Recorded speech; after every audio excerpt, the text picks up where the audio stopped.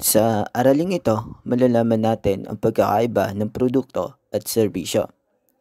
Ano nga ba ang pagkakaiba ng produkto at serbisyo? Mga larawan sa aking video para mas maunawaan natin ang pagkakaiba ng produkto sa serbisyo.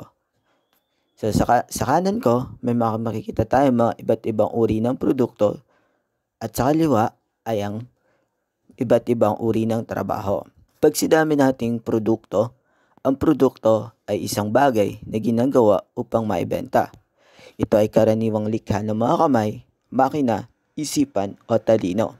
Pwede nating likhang kamay, ang mga halimbawa nito ang pagluluto, paghahabi, at pagdodrawing or pagpipainting. Kanang makina, ito naman yung kinabibilangan ng mga sasakyan, computer, at cellphone at iba pa. Sa likhang isip naman, ito yung katulad ng libro, computer programming, at marami pang iba. Serbisyo ay tumutukoy sa sektor ng paglilingkod, pagtatrabaho o pagbibigay ng mga gawain na may sapat na kabayaran ayon sa kasanayan ng isang individual at pangangailangan sa pamayanan. Meron tayong tatlong uri o tatlong sektor ng serbisyo.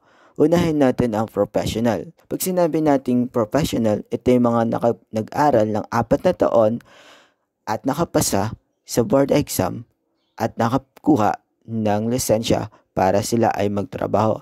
Kinabibilangan ito ng mga guro, dentist, doctor, police, abogado, engineer, at iba pa. Pag sinabi naman natin kasanayan or skilled, ito yung pwede natin mapag-aralan sa maikling panahon tulad ng pagkarpentero, mananahi, tubero, manicurista, at marami pang iba.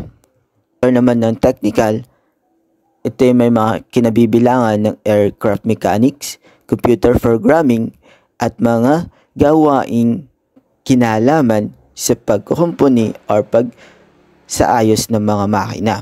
Meron tayong pangangailangan ng isang consumer, ang pampisikal, intellectual, social, emotional, at spiritual. At dito nagtatapos ang ating lesson. Maraming salamat. Thank you. Sana may natutunan kayo.